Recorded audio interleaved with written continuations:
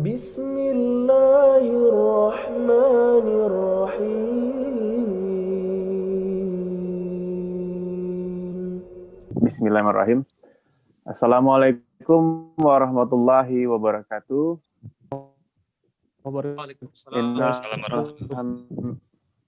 Innal hamdalillah nasta'inuhu wa nasta'inuh wa min sururi anfusina wa min sayyiati a'malina.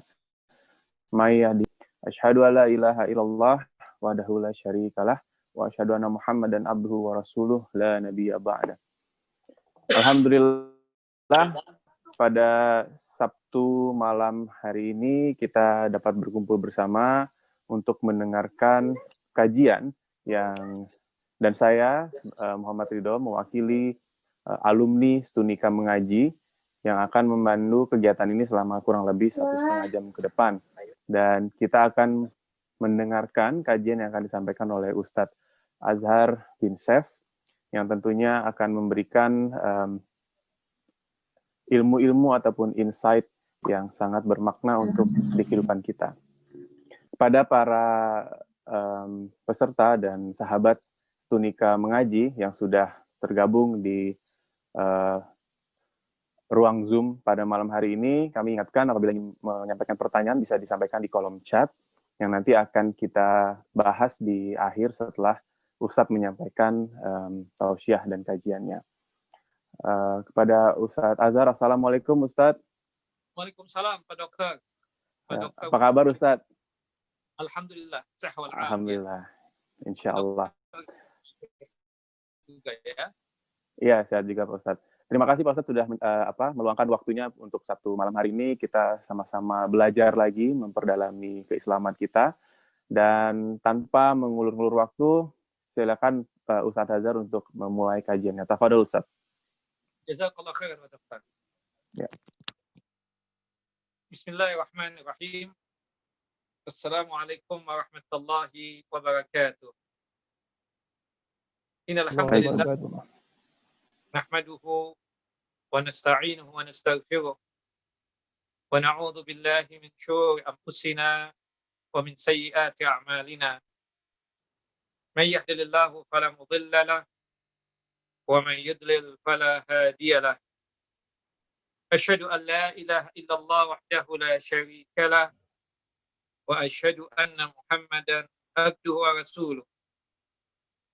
ولقد قال الله تعالى في القرآن العظيم يا أيها الذين آمنوا اتقوا الله حق تقاته ولا تموتن إلا وأنتم مسلمون وبعد فبسخط صدري ويسر لي أمري واحلل عقدة من لساني يفقهوا قولي اللهم انفعنا بما علمتنا وعلمنا ما ينفعنا وزدنا علما اللهم إنا نعوذ بك من زوال نعمتك وفجأة نقمتك وتحول عافيتك وجميع سخطك اللهم إنا نعوذ بك من جهد البلاء ودرك الشقاء وسوء القضاء وشماتة الأعداء اللهم إنا نعوذ بك من البرص والجنون والجزام وسيء الأسقام إخواني وأخواتي في الدين أعزني وأعزكم الله. Bapak dan Ibu, wabil khusus ya, Bapak dan Ibu dari kajian satu nikah yang selalu dimuliakan oleh Allahu Jalla wa Ala. Alhamdulillah, pada kesempatan kali ini di setiap Sabtu ketiga atau setiap Sabtu ketiga malam Ahad kita kembali bersua untuk ta'amuk dan tafaqquh fid din, untuk memperdalam din Allah dan agama Allahu Jalla wa Ala. Kita masih membahas seputar tentang amalan ringan, ya, jaminan surga. Artinya dengan kita melaksanakan amalan ringan yang telah disyariatkan oleh Allah dan Rasulnya, dijanjikan masuk ke dalam jannah dan surganya Allahu Jalla wa Ala. Pada kesempatan ini, ya, atau pada malam hari ini, kita sudah masuk pada amalan ringan pengantar kita ke surga yang ke-21, yaitu berkaitan dengan Sayyidul Istighfar. Sayyidul Istighfar atau pemimpinnya istighfar atau tuannya istighfar. Nah, nanti kita akan jelaskan kenapa doa ini dikatakan Sayyidul Istighfar. Disebutkan di dalam hadis yang sahih, hadis dari sahabat yang mulia Shaddad ibnu Aus radhiyallahu an, anin Nabi sallallahu alaihi wasallam, dari Nabi sallallahu alaihi wasallam, Rasulullah sallallahu alaihi wasallam bersabda, Sayyidul Istighfar an taqula Allahumma anta rabbi la ilaha illa anta khalaqtani wa ana abduka wa ana ala ahdika wa wa'dika mastata'tu a'udzu bika min syarri ma sana'tu abu'u laka bi ni'matika alayya wa abu'u bi dhanbi faghfirli fa innahu la yaghfiru dhunuba illa anta. Summa qala wa man qala minan nahari muqinan biha famata min yawmihi qabla an yumsiya fahuwa min ahli jannah wa man qalaha min al-laili wa huwa muqin biha famata qabla an yusbiha fahuwa min ahli jannah, rawahu al-Bukhari. Nah, ikhwan wa akhwati fi din, a'azani wa azakumullah, Bapak dan Ibu yang dimuliakan oleh Allah Jalla wa ala, dari sahabat yang mulia Shaddad bin Aus, semoga Allah Jalla wa ala meridai beliau. Qala Rasulullah sallallahu alaihi wasallam, Rasulullah sallallahu alaihi wasallam bersabda dalam tambahan dari Imam At-Tirmidzi dalam kitab Sunan beliau pada nomor hadis 3393, Rasulullah memulainya dengan ucapan seperti ini. Ala adulluka ala sayyidil istighfar. Maukah aku tunjukkan kepadamu Sayyidul Istighfar? Kemudian Rasulullah mengatakan, Sayyidul Istighfar, pemimpinnya istighfar, adalah engkau berdoa kepada Allah Jalla wa ala doa berikut ini. Allahumma anta rabbi. Ya Allah, engkau adalah Rabbku, Tuhan. La ilaha illa anta. Tidak ada Tuhan yang pantas untuk disembah kecuali engkau, ya Allah. Khalaqtani. Kenapa engkau pantas untuk disembah? Dikarenakan engkau, ya Allah, telah menciptakan aku.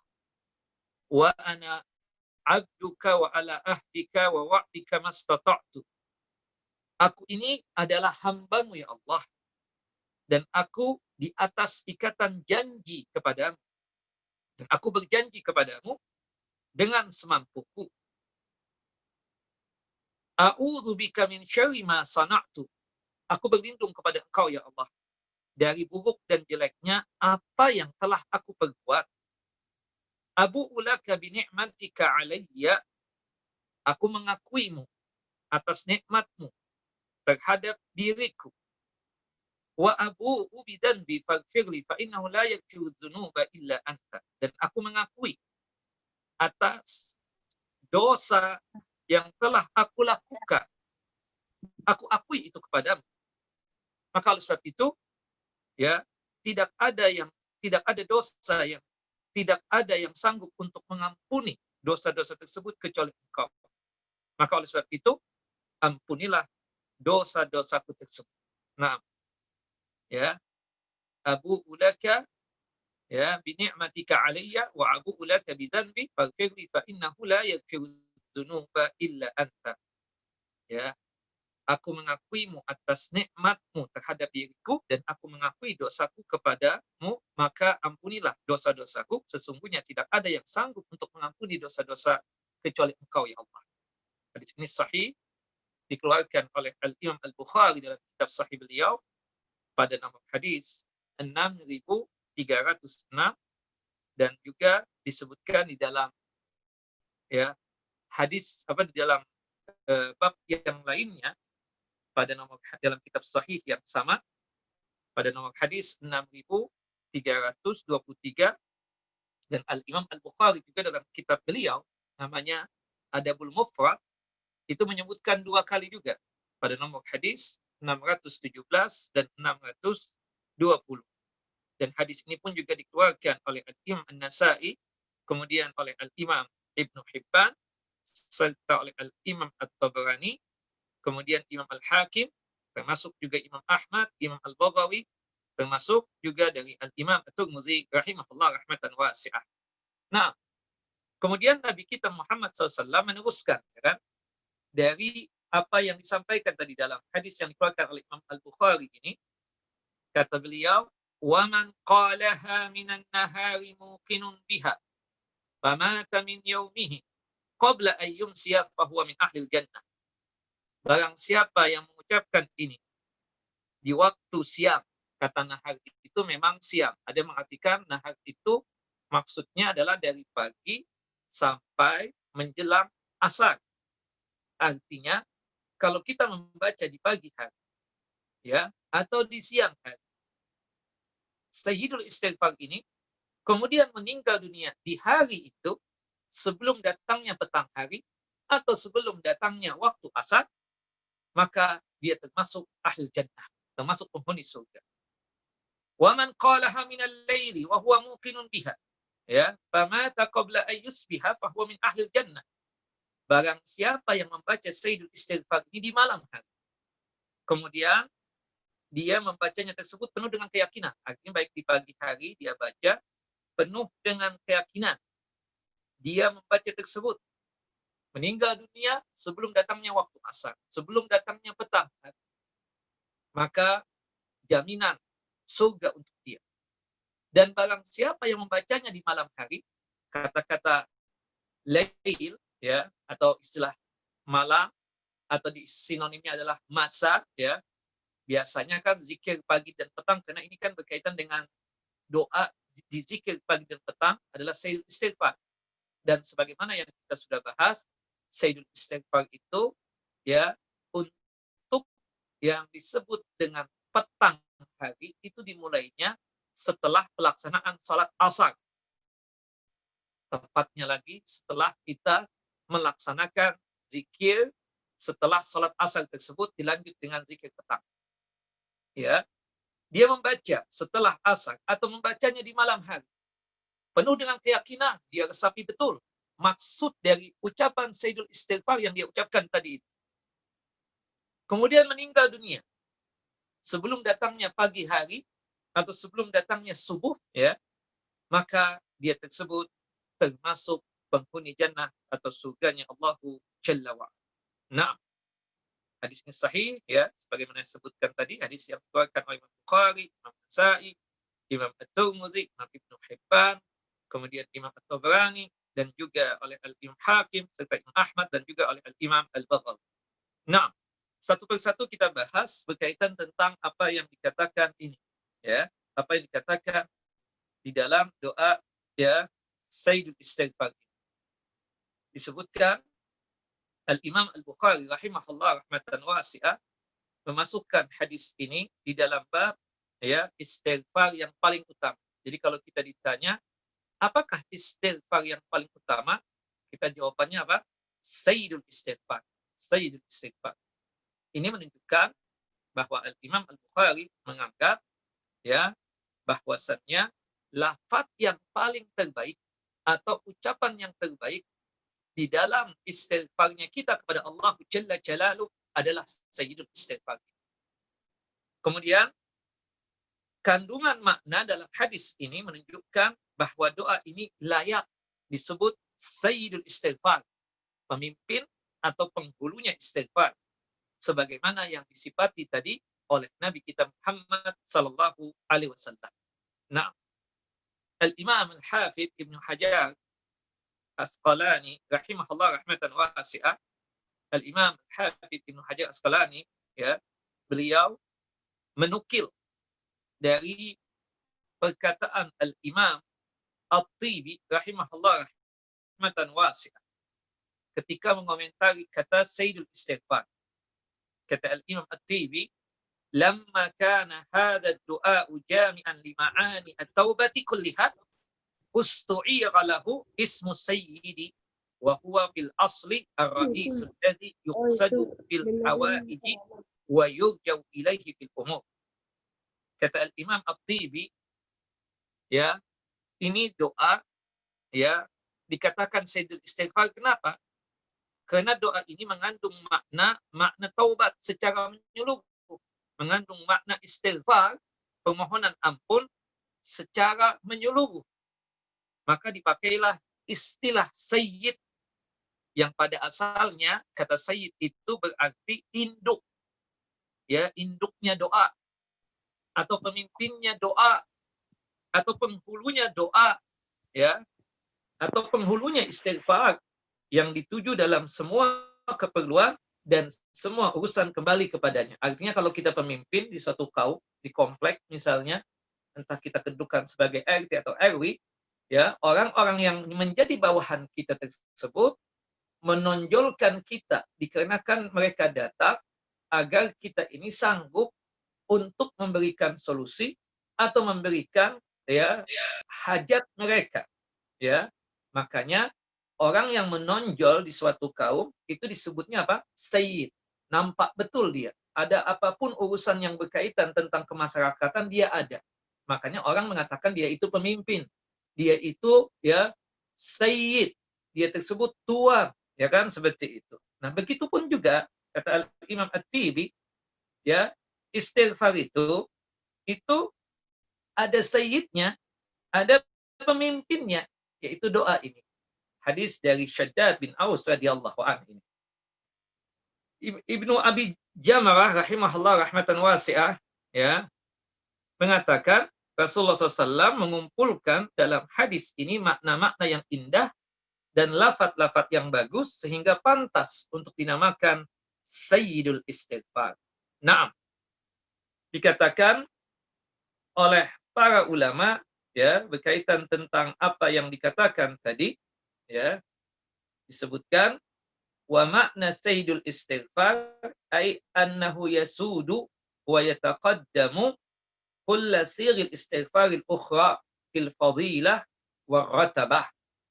Ada juga yang mengatakan kenapa ini doa dikatakan sayyidul istighfar, penghulunya istighfar atau pemimpinnya istighfar, tidak lain ini doa memimpin setiap sirat atau ungkapan atau lafaz istighfar yang lainnya, atau dia tersebut lebih memiliki keutamaan dibandingkan, ya, sirat atau ungkapan, ya, atau lafaz-lafaz istighfar yang lainnya di dalam masalah keutamaan dan derajat atau tingkatan.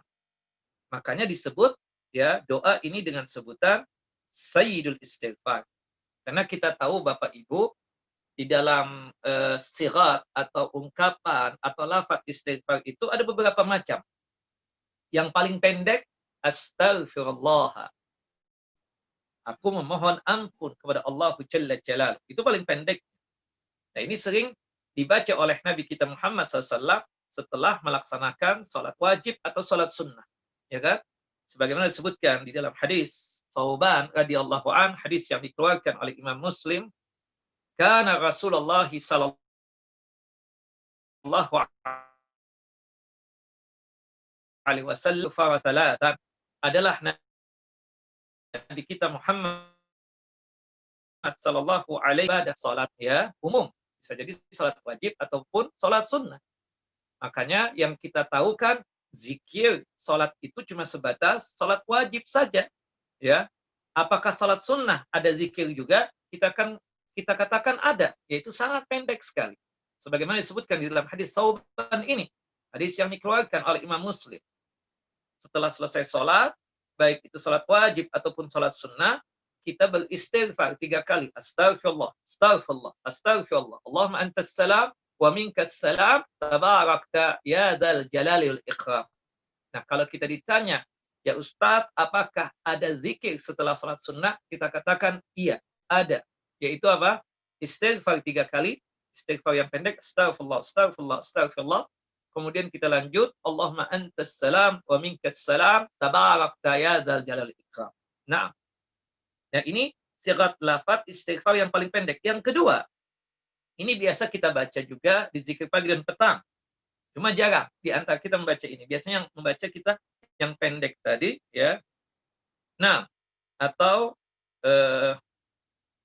sigat yang kedua ini kita katakan yang sedang, ya.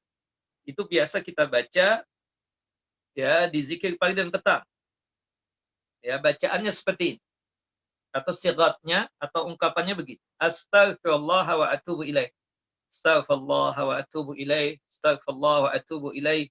Astaghfirullah wa atubu ilaih.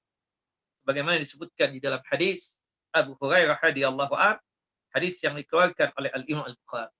Ini sigat yang kedua atau ungkapan yang kedua berkaitan dengan istighfar. Yang pertama yang paling pendek, astagfirullah. Yang kedua, astagfirullah wa atubu ilaih. Kemudian yang ketiga, ya ini biasa atau kadang-kadang kadang-kadang dibaca zikir pagi dan petang juga. Hadis dari sahabat yang mulia Abdullah ibnu Mas'ud radhiyallahu an, hadis yang dikeluarkan oleh Al-Imam Abu Daud dan At-Tirmidzi. Sigatnya berbunyi seperti ini. Astaghfirullahalladzi la ilaha illa huwal hayyul qayyum wa atubu ilaih. Astaghfirullahalladzi la ilaha illa huwal hayyul qayyum wa atubu ilaih. Astaghfirullahalladzi la ilaha illa huwal hayyul qayyum wa atubu ilaih. Nah, subhanallah. Nah, dalam hadis Abdullah bin Mas'ud itu disebutkan kalau kita membaca istighfar ini fadilah man qala astaghfirullahalladzi la ilaha illa huwal hayyul qayyum wa atubu ilaih. Barang siapa yang membaca istighfar yang tadi, astaghfirullahalladzi la ilaha illa huwal hayyul qayyum wa atubu ilaih, ghufirat dzunubuhu wa in kana qad farra min az-zahfi, maka seluruh dosa-dosanya diampuni oleh Allah Jalla wa Ala meskipun dosanya tersebut adalah lari dari peperangan. Orang yang sudah bersepakat dengan seorang pemimpin atau imam atau presiden, dia berjanji setia untuk ikut peperangan yang diwajibkan oleh pemimpin, ya, oleh penguasa, atau ya presiden misalnya seperti itu. Nah, maka dia harus ikut dalam peperangan tersebut dan haram dia tersebut melarikan diri dari peperangan tersebut. Orang yang melarikan ya dari peperangan yang sudah dicanangkan tadi, hukumnya dosa besar. Hukumnya dosa besar. Nah, dan itu termasuk dosa yang menghancurkan dia. Ijtanibu sab'al mubiqat, hindari kalian 7 dosa besar yang bisa menghancurkan kita. Salah satunya apa? Wa tawalli fi yaumiz zahfi, lari dari peperangan, seperti itu. Nah, kita membaca doa zikir ini atau membaca istighfar ini dengan sigat astaghfirullah, astaghfirullahalladzi la ilaha illa huwal hayyul qayyum wa atubu ilaih, maka dosa-dosa seluruhnya diampuni, termasuk dosa melarikan diri dari peperangan tadi. Hadis dikeluarkan oleh Al-Imam Abu Daud dan juga oleh Al-Imam At-Tirmidzi. Nah, termasuk juga sigat istighfar kita katakan ya, ini yang sifatnya umum. Ini sifatnya kita katakan umum, kita katakan. Sigatnya berbunyi seperti ini. Rabbighfirli wa tub alayya innaka antat tawwabur rahim. Rabbighfirli wa tub alayya innaka antat tawwabur rahim. Rabbighfirli, ya Allah, ampunilah dosa-dosa. Wa tub alayya, dan terimalah taubat. Innaka anta rabbighfirli wa tub alayya innaka antat tawwabur rahim. Sesungguhnya engkau adalah maha penerima taubat dan juga maha kasih dan sayang. Nah, dari 4 tadi termasuk Sayyidul Istighfar itu mencakup semuanya. Ya. Pemimpin daripada sigat-sigat istighfar tadi yang saya sebutkan tadi, yang kita bacakan tadi itu, yaitu berkaitan dengan Sayyidul Istighfar. Kenapa kok ya dia lebih agung, lebih menonjol, dikatakan sebagai penghulu istighfar? Kenapa? Yang pertama, Nabi SAW mengatakan, Sayyidul Istighfar, doa yang kita baca tadi. Allahumma anta rabbi la ilaha illa anta, dan seterusnya. Rasulullah yang mengatakan. Yang kedua, dikenakan doa tadi, yaitu Sayyidul Istighfar, paling banyak pahalanya kalau kita membaca itu. Bahkan jaminannya apa? Surga. Jaminannya surga. Yang membaca di pagi hari atau di siang hari, kemudian meninggal dunia sebelum asar, sebelum datangnya petang hari, maka dia itu membaca dengan penuh keyakinan, maka jaminan surga untuk dia. yang membaca di petang hari atau di malam hari meninggal dunia sebelum datangnya subuh atau pagi hari, penuh keyakinan dia membacanya, maka jaminan surga untuknya. Pahala besar. Subhanallah, kalau dikatakan di dalam Al-Quran itu ajrun azim, pahala yang besar. Pahala yang besar maksudnya apa? Surga, jannah. Kemudian dengan kita membaca Sayyidul Istighfar ini, maka doa-doa yang kita mohonkan, wabil khususnya di dalam Sayyidul Istighfar tersebut akan disegerakan oleh Allah Jalla wa'ala pengijabahan doa.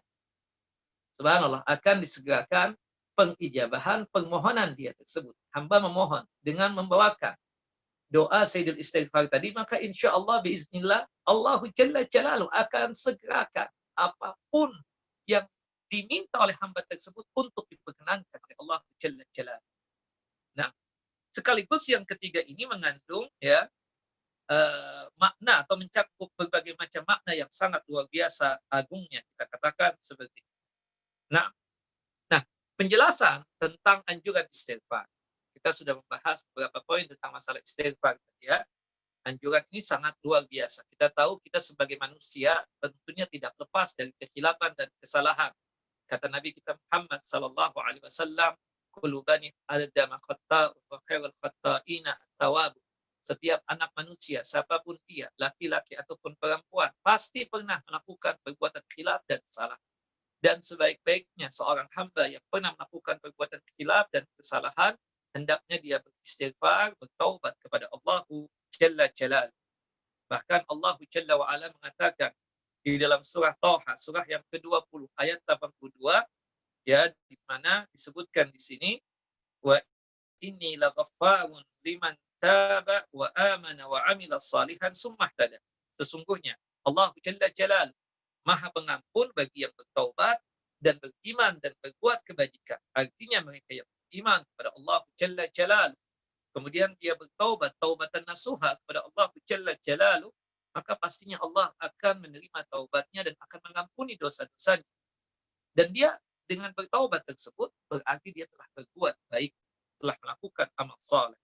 Nah, kemudian di dalam surah Az-Zumar, ya, surah yang ke-39 ayat 53. Subhanallah, dosa apapun biiznillah ya, insya Allah akan diampuni oleh Allah Jalla wa'ala. Hatta itu syirik besar.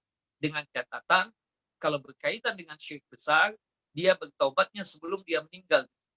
Dia beristighfarnya sebelum dia meninggal dunia, maka insya Allah, Allah akan ampuni. Dosa apapun, termasuk syirik besar. Asal berkaitan dengan syirik besar tersebut, sebelum meninggal dunia, dia bertaubat, beristighfar, meminta ampun kepada Allah Jalla Jalaluhu dari perbuatan syirik besar dia. Maka niscaya Allah Jalla wa'ala akan ampuni dosa. Nah, dosa kekufuran, kalau dia bertaubat, sebelum meninggal dunia menyatakan iman dan Islam oleh Allah Jalla Jalaluhu. Makanya dalam surah Az-Zumar, ayat 53 Allah menyatakan apa? Qul ya ibadiyalladzina asrafu ala anfusihim la taqnatu min rahmatillah. Katakan wahai Muhammad, wahai hamba-hambaku yang bergumulkan dengan dosa, janganlah kalian tersebut berputus asa dari rahmat Allah. Maksudnya dari rahmat Allah salah satunya adalah janganlah kalian berputus asa dari ampunan Allah Jalla Jalaluhu. Jalla wa'ala maha mengampuni seluruh dosa-dosa. Innahu huwal ghafurur rahim. Sesungguhnya dialah Allah yang maha pengampun lagi maha penyayang. Nah, dan Allah memerintahkan kepada kita untuk banyak beristighfar, banyak meminta ampun. Ya, subhanallah. Begitu pula Allah memerintahkan Nabi SAW untuk beristighfar. Hatta Nabi yang jelas-jelas diampuni dosa-dosanya. Ya, itu diampuni. Dosa-dosanya tetap beristighfar, diperintahkan oleh Allah Jalla wa'ala. Apalagi kita yang bukan maksum. Kita ini bukan maksum. Yang maksum itu Nabi Muhammad SAW dan para Nabi seluruhnya. Ya kan? Sedangkan kita ini berlumurkan dengan dosa.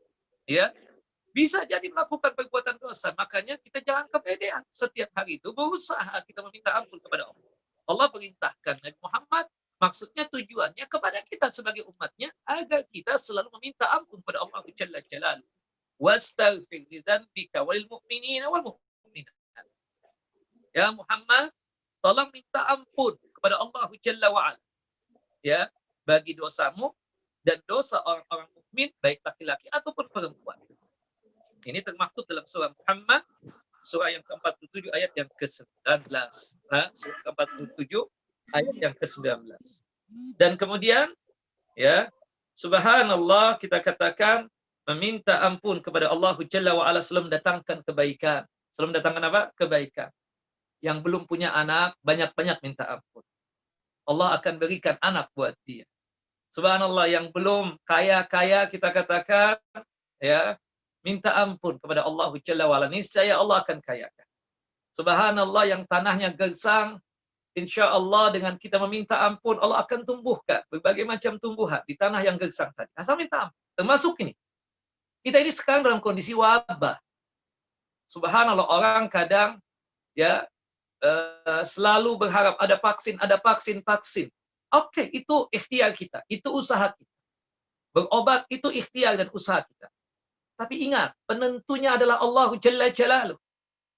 Subhanallah, sangat jarang ya dari orang yang punya otoriti tentang masalah ini memberikan nasihat kepada kita. Mereka selalu memberikan nasihat berkaitan tentang masalah dunianya saja. Ya, cuci tangan yang banyak, kemudian subhanallah pakai masker dan lain sebagainya. Tidak mengerti ya, wabah ini bisa jadi sebabnya dikenakan maksiat ya manusia ini. Dikenakan maksiat manusia ini. Supaya ini wabah hilang, segera kita melakukan apa? Istighfar. Meminta ampun kepada Allah Jalla Jalal. Dan itu dikatakan oleh Allah Jalla wa Ala dalam surah Nuh, surah yang ke-71 ayat 10 sampai ayat yang berikutnya itu ya. Allah menjelaskan ya, yang kurang harta minta ampun, yang kurang anak atau belum punya anak minta ampun. Ya kan seperti itu. Yang negerinya lagi dapat musibah, pancaklik ya, minta ampun kepada Allah. Termasuk adanya wabah ini. Mudah-mudahan dengan kita minta ampun kepada Allah Jalla Jalaluh, Allah hilangkan wabah. Nah, ya, istaghfiru rabbakum innahu kana ghaffara. Minta ampunlah kalian kepada Tuhan kalian Allah Jalla wa Ala, sesungguhnya Allah Jalla wa Ala Maha penerima ya ampunan atau Maha mengampuni, Allah Jalla wa Ala. Nah, baik, dan banyak lagi ayat-ayat yang lain dan banyak lagi ayat-ayat yang lainnya. Termasuk kita katakan di dalam surah Al-Anfal, surah yang 8 ayat 33. Ini sesuatu hal yang luar biasa. Kita nggak ingin diazab oleh Allah Jalla Jalal. Itu sebabnya cuma dua. Ya, kalau kita ingin siksa azabnya Allah tidak menghampiri kita, sebabnya cuma ada. Ada Nabi Muhammad bersama kita, dan itu mustahil. Muhammad sudah meninggal dunia. Atau cara yang kedua, supaya azab dan siksa Allah Jalla wa Ala tidak menghampiri kita, banyak beristighfar, banyak bertaubat, banyak minta ampun kepada Allah Jalla Jalal. Kita lihat dalam surah Al-Anfal, surah yang ke-8 ayat 33. Wa ma kana Allahu liyu'adzibahum wa anta fi.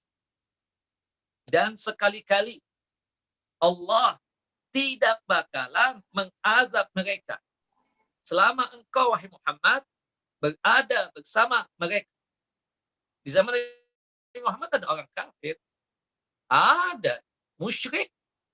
Tapi kenapa nggak disiksa, nggak diazab oleh Allah Jalla Jalaluh? Dikenakan Nabi Muhammad masih bersama mereka. Subhanallah, kita katakan seperti itu.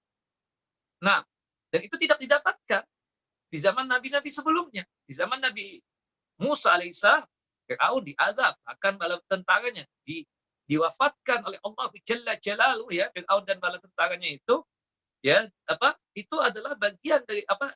Dengan diazab dan disiksa. Kan seperti itu. Ditenggelamkan ya di Laut Merah tersebut. Ada ya. Belum lagi yang lain-lainnya kita katakan. Tapi Nabi Muhammad SAW, di situ ada orang kafir, ada musyrik juga di Mekah, ya kan? Di Madinah, ya. Selain ada Yahudi kafir, kita katakan, ada juga orang munafik. Tapi Allah kenapa tidak mengazab? Nabi Muhammad ada di situ. Ya. Makanya Allah mengatakan Allah tidak bakal mengazab mereka, ya. Orang kafir, munafik tadi, ya.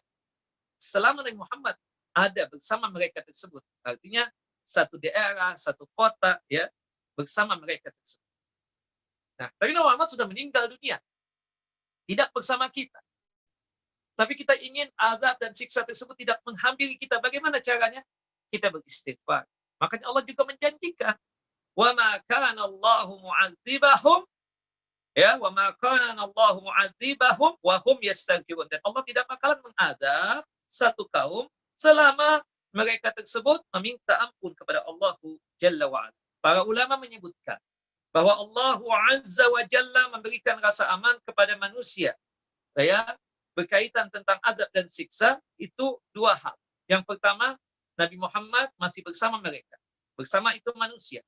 Yang kedua, ya, Nabi Muhammad telah wafat sekarang ini. Bagaimana caranya supaya kita masih aman, terhindar dari siksa dan azab Allah Jalla Jalaluh? Maka dengan kita meminta ampun kepada Allah, istighfar dan bertaubat. Seperti itu. Nah, dan Allah Jalla wa Ala mengampuni, ya kan? Dosa apapun. Allah Jalla wa Ala dalam hadis qudsi mengatakan apa? Hadis qudsi, hadis sahih yang dikeluarkan oleh Imam Muslim dan juga oleh Imam Ahmad, "Ya ibadi, innakum tukhti'una bil-laili wan-nahar, wa ana aghfiru dzunuba jami'a.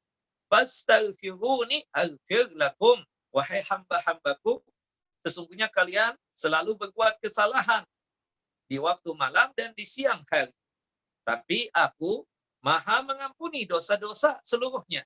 Maka mohonlah ampunan kepadaku, niscaya aku akan mengampuni dosa-dosa kalian. Subhanallah. Ya kan? Seperti itu. Sampai bahkan berulang-ulang melakukan perbuatan dosa, tetapi ampuni oleh Allah Jalla Jalaluh. Di sini menunjukkan bahwasannya Allah Jalla wa Ala Maha Pengampun.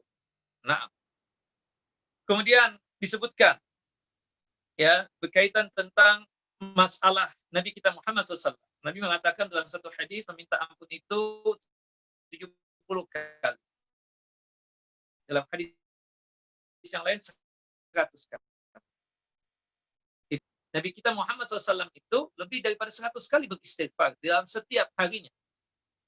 Kita lihat Rasulullah pernah setelah sholat wajib itu membaca istighfar sampai 100 kali. Itu 3 kali. Tapi bolehkah Ustaz lebih?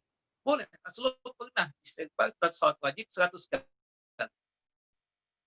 Ya kan? Pernah juga lagi duduk-duduk dengan para sahabat ridwanullah ajma'in. Sahabat Abdullah bin Umar, ya, pernah mendengar Rasulullah membaca, ya, doa Rabbighfirli wa tub alayya innaka antat tawwabur rahim. Itu dibaca, dihitung oleh Abdullah bin Umar, Rasulullah membaca 100 kali. Belum lagi momen-momen yang lainnya. Kalau kita hitung itu bisa 400 kali Rasulullah SAW beristighfar dalam 100 kali. Atau bisa jadi lebih. Nah, itu Rasulullah, Nabi kita Muhammad SAW. Ya, zikir pagi 100 kali, zikir petang 100 kali. Berapa itu sudah? Ya, zikir pagi 100 kali, zikir Rasulullah mengungkapkan itu 70 kali, 100 kali. Bukan batasan. Rasulullah lebih daripada itu. Padahal Rasulullah itu, subhanallah, makhluk yang terampuni, makhluk yang sudah punya jaminan sungguh. Beristighfarnya sangat luar biasa. Ini menunjukkan kepada kita ini hendaknya betul-betul rajin untuk beristighfar, ya, subhanallah. Jangan merasa kepedean, ya kan, sebagian kita nggak dosa ini. Nauzubillah, kita nggak tahu apa yang kita berbuat, apa yang diperbuat oleh mata kita, apa yang diperbuat oleh telinga kita, apa yang diperbuat oleh tangan kita, apa yang diperbuat oleh kaki kita, apa yang diperbuat oleh lisan kita. Ya, lisan inilah sumber berbagai macam dosa. Kita tidak tahu, ya kan? Maka oleh sebab itu kita memohon kepada Allah Jalla wa Ala, kita yakin betul bahwasannya, ya, kita ini ada dosa, maka minta ampunlah kepada Allah Jalla wa Ala. Jangan merasa yakin kita nggak ada dosa. Allah itu maha baik, ya. Bayangkan Bapak Ibu, kalau dosa itu ditampakkan, ya, sebagaimana kalau kita ada keringat terasa bau dan seperti itu. Allah ciptakan orang melakukan perbuatan dosa, badannya jadi bau. Atau mungkin di tubuhnya ada benjolan misalnya. Oh, kenapa dia benjol? Oh, dosa. Atau kenapa dia bau? Dosa. Oh, itu enak banget. Kita katakan seperti itu. Niscaya orang tidak bakal melakukan perbuatan dosa. Tapi ini kan yang melakukan perbuatan dosa nggak tahu, ya. Alamat kita katakan orang yang melakukan perbuatan dosa itu orang lain tidak tahu dia melakukan dosa ataukah tidak, kan seperti itu. Karena tanda-tandanya itu nggak ketahuan. Coba kalau sekiranya tanda-tandanya itu Allah tunjukkan dengan kasat mata kita bisa melihat, maka niscaya banyak orang yang bertaubat, banyak orang yang kembali kepada Allahu Jalla Jalal. Nah, maka oleh sebab itu kita yakini kita ini bisa jadi dalam setiap hari kita melakukan perbuatan dosa sebagai wujud ya untuk menghilangkan itu dosa-dosa dengan kita meminta ampun kepada Allahu Jalla wa'ala. Nah, kemudian ya berkaitan tentang maksud yang kedua, Allahumma anta rabbi, ya. Allahumma anta rabbi, ya, ini ikrarnya kita kepada Allah Jalla Jalaluh. Di dalam doa Sayyidul Istighfar ini ada ya dua tauhid. Kita tahu kan tauhid itu ada tiga. Ada tauhid ar-rububiyah, ada tauhid al-uluhiyah, kemudian ada tauhid asma was sifat. Tauhid ar-rububiyah itu artinya mengesahkan Allah Jalla Jalaluh dalam perbuatan-perbuatan Allah. Di antara perbuatan Allah menciptakan, menghidupkan, mematikan, memberikan rizki, mengatur alam semesta, menerbitkan matahari dari arah timur, menenggelamkannya dari arah barat. Itu hanya Allah Jalla wa'ala yang sanggup untuk berbuat. Nah, itu kita esahkan. Itu namanya tauhid ar-rububiyah. Sedangkan tauhid al-uluhiyah adalah mengesahkan Allah Jalla wa'ala di dalam masalah ibadah. Ibadahnya kita hanya untuk Allah. Menyembahnya kita hanya kepada Allah. Salatnya kita, puasanya kita, menunaikan zakat, bersedekah, berhaji, berumrah lillahi ta'ala. Inna salat wa nusuki wa mahyaya wa mamati lillahi rabbil alamin la syarika lah wa bidzalika umirtu wa ana al-muslim. Nah, di dalam Sayyidul Istighfar ini kita katakan ada dua tauhid ya. Tauhid yang pertama tauhid ar-rububiyah. Itu ada pada kata ya Allahumma anta rabbi. Ya Allah, sesungguhnya Engkau Rabbku, Tuhanku, ya, penciptaku. Ya, Rabb itu kan artinya Rabb bisa jadi artinya Tuhanku, bisa jadi penciptaku, bisa jadi pengaturku. Itu arti daripada Rabb. Nah, Allahumma anta rabbi. Nah, itu mengandung tauhid apa? Ar-rububiyah. Mengesahkan Allah Jalla wa ala di dalam masalah perbuatan-perbuatan Allah Jalla wa ala. Di antara perbuatan Allah menciptakan, mengatur kita, ya, itu perbuatan Allah Jalla wa ala. Kemudian selanjutnya ya tauhid al-uluhiyah, yaitu apa? Ya, Allahumma anta rabbi la ilaha illa anta. Nah, ini kita katakan berkaitan tentang tauhid al-uluhiyah. Kita mengakui tidak ada Tuhan yang pantas untuk disembah kecuali Engkau ya Allah. Ini tauhid apa? Al-uluhiyah. Atau sinonimnya tauhidul ibadah. Tauhidul uluhiyah atau tauhidul ibadah artinya mengesahkan Allah Jalla wa ala di dalam masalah ibadah. Ya, ibadah ini, amalan ini hanyalah untuk Allah Jalla wa ala. Sebagaimana yang Allah firmankan dalam surah Al-Bayyinah ayat yang kelima, "Wa ma umiru illa liya'budallah mukhlishina lahud-din hunafa." Tidaklah kita ini disuruh diperintahkan kecuali beribadah kepada Allah Jalla wa ala ya semata. Hanya kepada Allah Jalla wa ala semata. Nah, ini pengakuan kita ya bahwasannya di dalam tauhid, di dalam apa? Kita katakan di dalam Sayyidul Istighfar ini ada tauhid tadi. Tauhid yang pertama tauhid ar-rububiyah, yang kedua ada tauhid ya al-uluhiyah atau tauhidul ibadah. Nah, kemudian ikhwan wa akhwati fi din, a'azani wa azakumullah, Bapak dan Ibu yang dimuliakan oleh Allah Jalla wa ala. Ya. Kemudian di sini ya kita mengakui lagi ya tentang tauhid ar-rububiyah, khalaqtani wa ana 'abduka. Engkau telah menciptakan aku dan aku adalah hamba. Ya, subhanallah. Bahasa kita dengan ungkapan yang diajarkan tadi oleh Nabi kita Muhammad SAW. Allahumma anta rabbi la ilaha illa anta khalaqtani wa ana abduka. Ya, Engkau Tuhanku ya Allah, Engkau penciptaku ya Allah, ya, Engkau pengaturku ya Allah, Engkau Rabbku ya Allah, ya. La ilaha illa anta, tidak ada sembahan yang pantas untuk disembah kecuali Engkau ya Allah. Kenapa? Engkau yang menciptakan aku. Sebagaimana yang Allah nyatakan, kenapa kita menyembah Allah? Karena Allah menciptakan kita. Ya ayyuhan nasu ubudu rabbakumul ladzi khalaqakum wal ladzina min qablikum la'allakum tattaqun. Wahai manusia, beribadahlah kalian kepada Allah Jalla wa'ala. Kenapa kok beribadah kepada Allah? Karena Allah menciptakan kalian, wahai manusia. Menciptakan kalian, menciptakan orang-orang sebelum kalian. Maka Allah pantas untuk diibadahi, pantas untuk disembah. Seperti wa ana abduka, pengakuan lagi, aku ini adalah hambamu. Ya, ini pengakuan yang sangat luar biasa kita katakan. Subhanallah, khalaqtani, artinya Allah menciptakan kita. Dari kita tidak ada, menjadi ada. Kemudian kita akui lagi, kita ini hamba, budaknya Allah. Namanya budak itu, apapun yang Allah perintahkan, kita wajib untuk laksanakan. Apapun yang dilarang oleh Allah Jalla wa'ala, wajib untuk kita tinggalkan. Ya, seperti itu. Nah, pengakuan hamba bahwa tidak ada yang menciptakan alam semesta beserta isinya ini, melainkan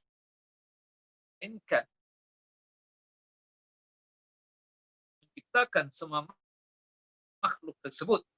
Kalimat ini mengandung perilaku hamba yang menghinakan dan merendahkan dirinya sendiri di hadapan Allah Jalla wa'ala. Bapak, Ibu, kita tidak boleh sombong.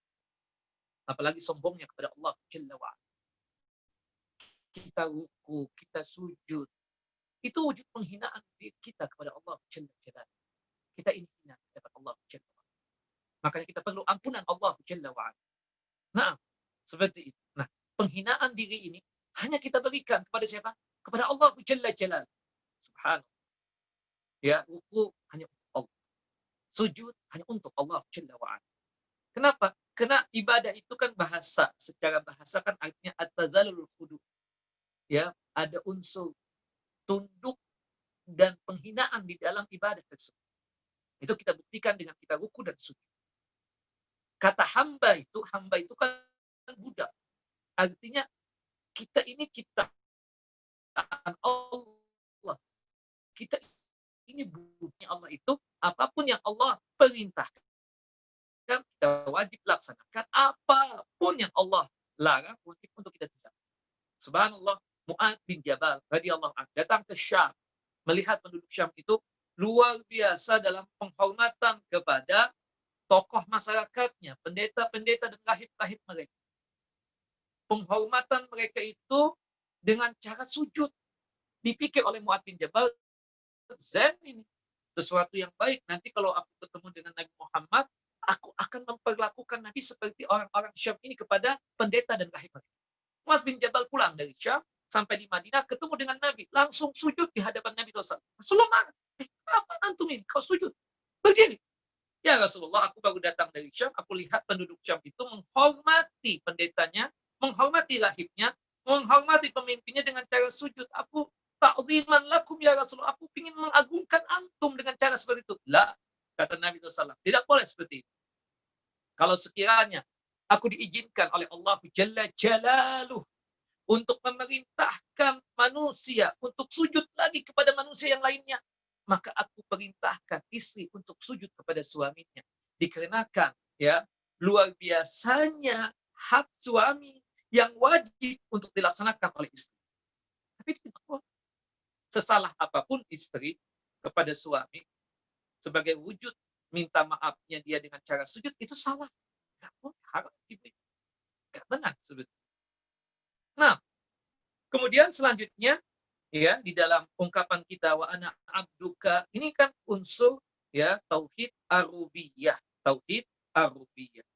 Nah, kemudian wa ana ala ahdika wa wa'dika mastata'tu, aku menepati perjanjian denganmu dan janjimu sesuai dengan kemampuanku. Artinya apa yang engkau syariatkan kepadaku, itu aku melaksanakannya sesuai dengan kemampuan.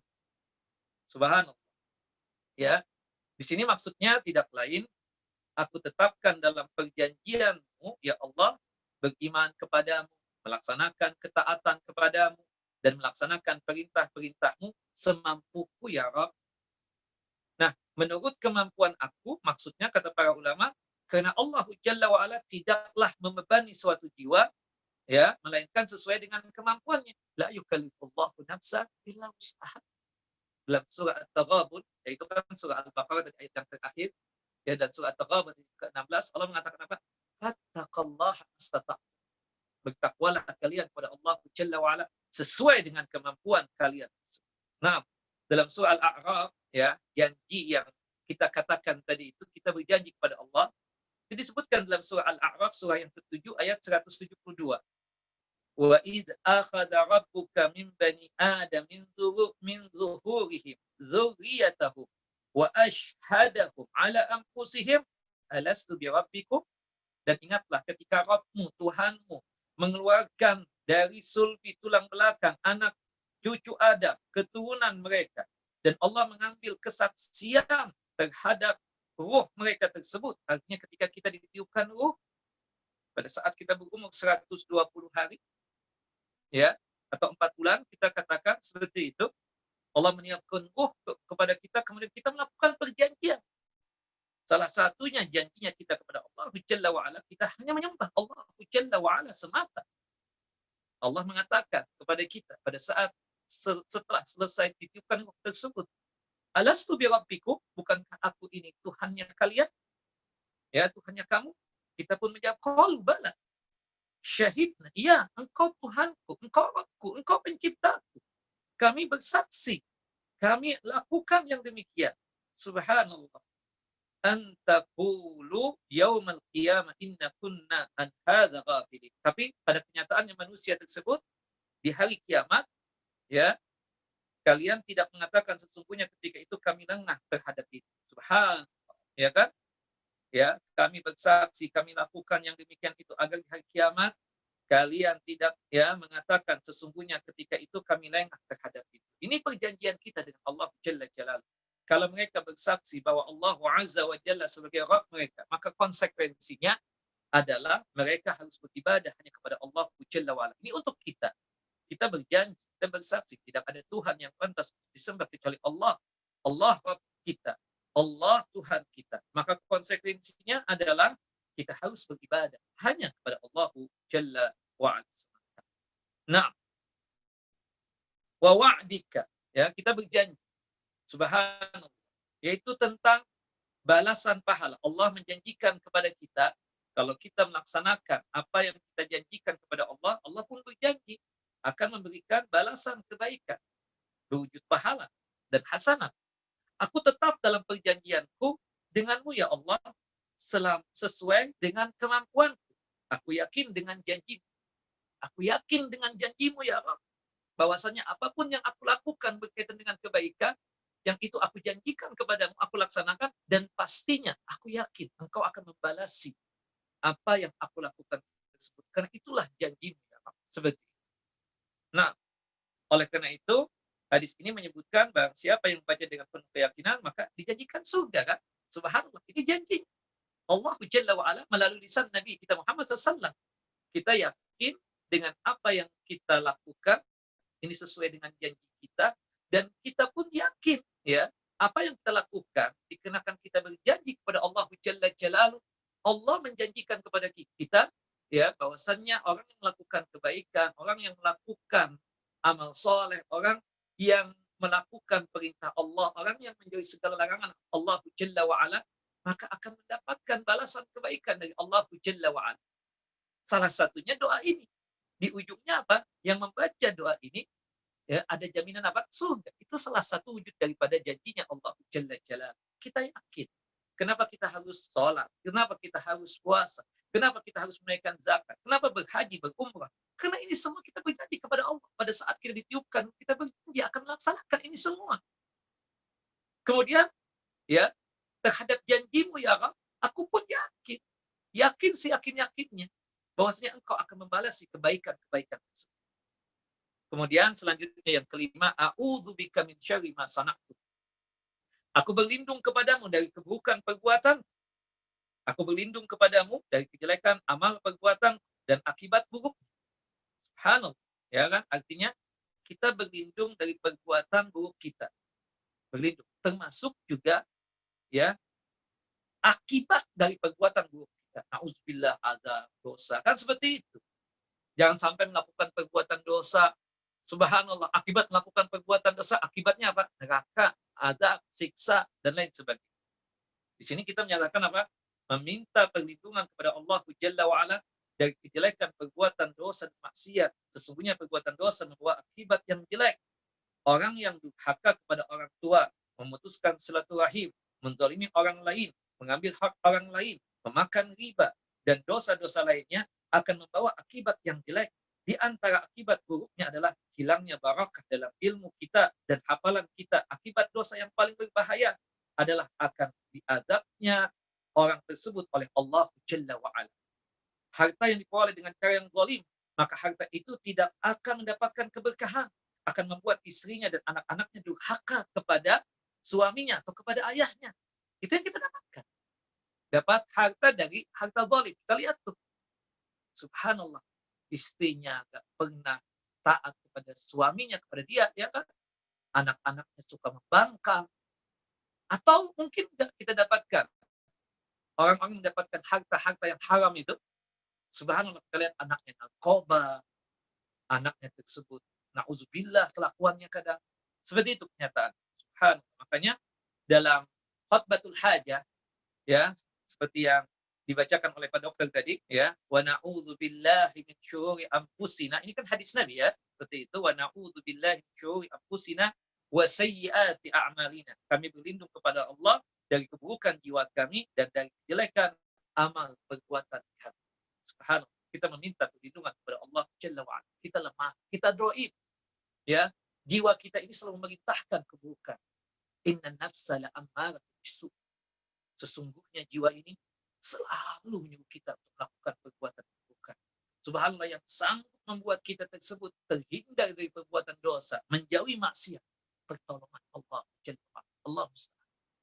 Hanya kepada Allah kita meminta pertolongan agar jangan sampai kita terjerumus ke dalam dosa dan maksiat. Maka sebab itu salah satu cara meminta perlindungan kepada Allah Jalla wa'ala dengan kita rajin membaca doa Sayyidul Istighfar di pagi hari satu kali, di petang hari satu kali.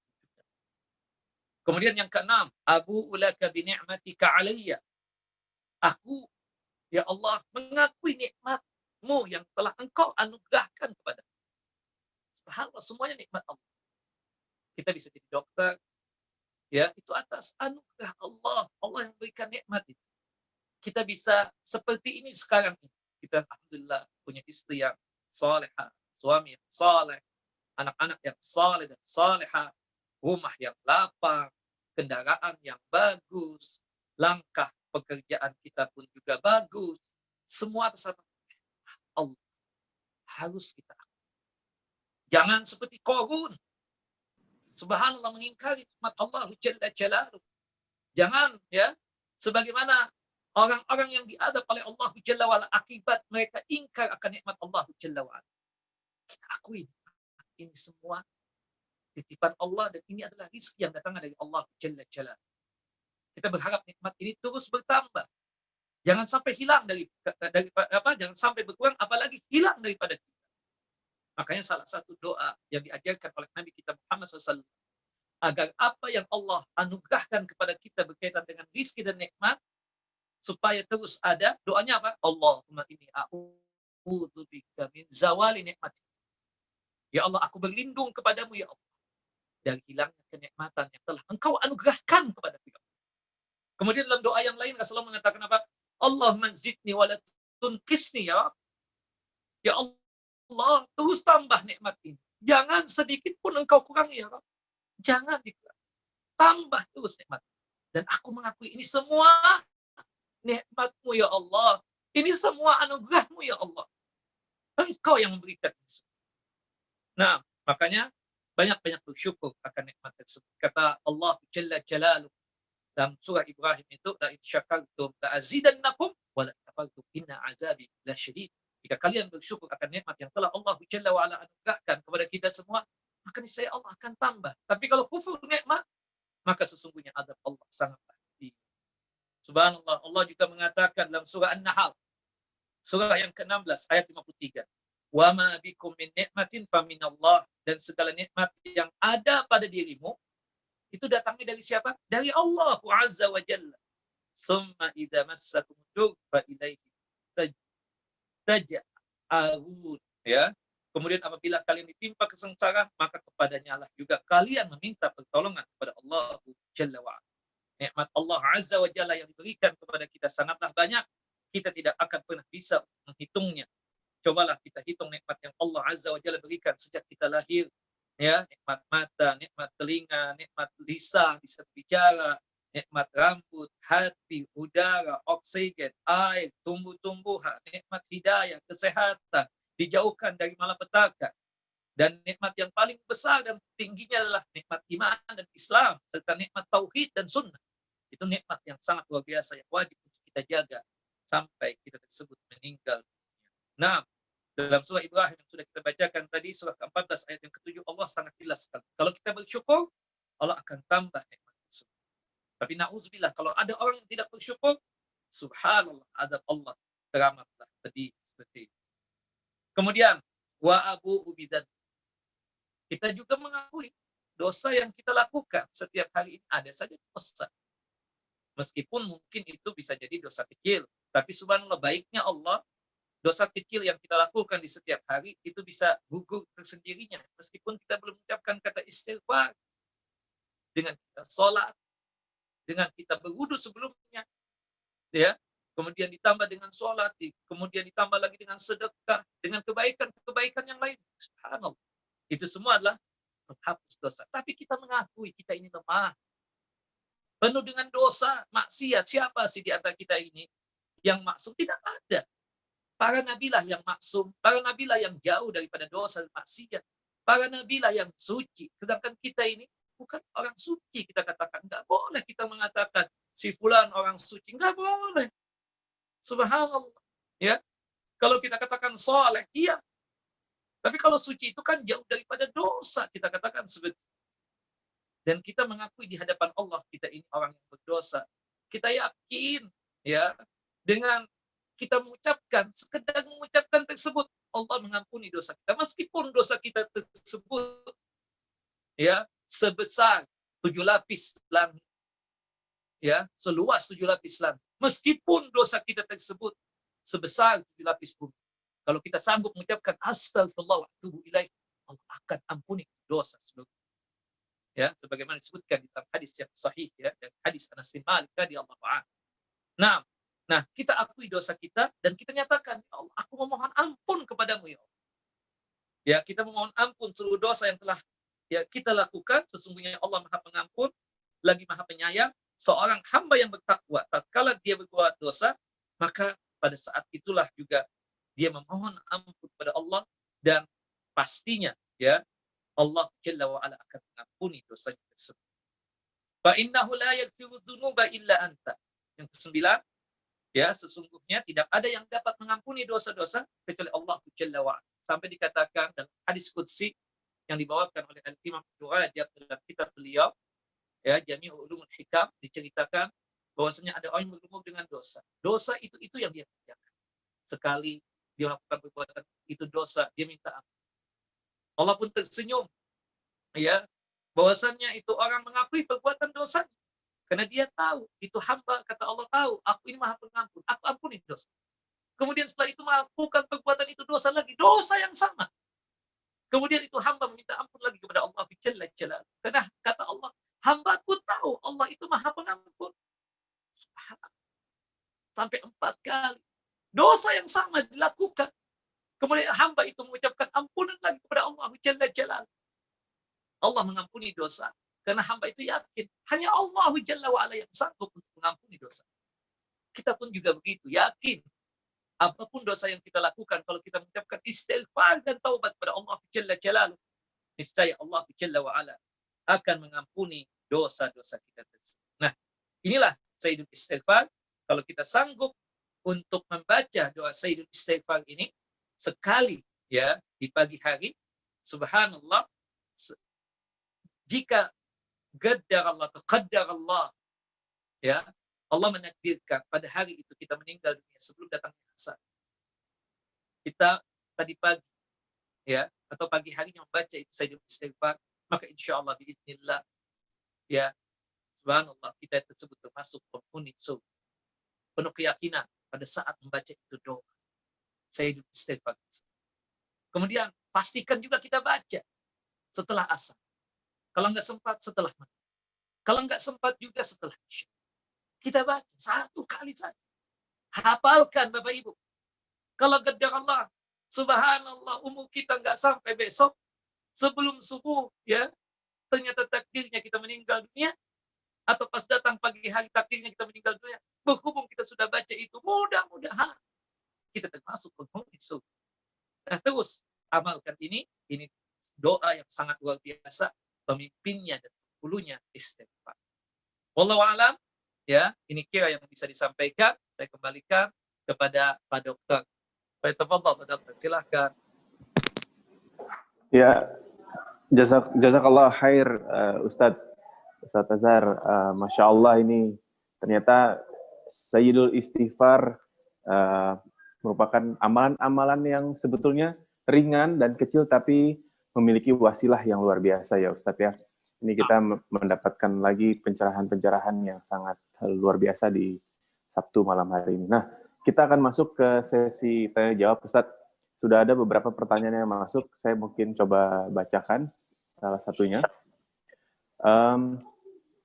Pertanyaan pertama mungkin ada yang bertanya, sepertinya ini sudah secara tersirat Ustadz sampaikan tadi, tapi mungkin bisa diulangi lagi Ustadz. Apakah membaca doa Sayyidul Istighfar hanya saat zikir pagi petang dan setelah sholat fardu? Gimana Ustadz? Nah, secara khusus Bapak Ibu, Sayyidul Istighfar itu kita baca di pagi hari 1 kali, kemudian nanti di petang hari, tepatnya setelah asar, ya, setelah kita membaca zikir sholat asar itu, kita baca 1 kali lagi, ya. Jadi di zikir pagi 1 kali, di zikir petang 1 kali. Itu secara khususnya tuntunan Nabi. Tapi di antara kita ingin membaca kapan waktu pun, ya, tidak mengapa yang demikian. Misalnya kita tahu doa di waktu sujud atau sebelum salam itu kan mustajab doa kita, sebagaimana disebutkan di dalam hadis yang sahih berkaitan tentang sujud itu doa dikabulkan, berkaitan dengan hadis Abu Hurairah, ya, kita katakan seperti itu. Nah, termasuk juga di dalam dalam hadis Abdullah bin Abbas, ya, berkaitan dengan sujud, fajtahidu fid du'a faqaminun aystajaba lakum. Itu hadisnya Abdullah bin Abbas.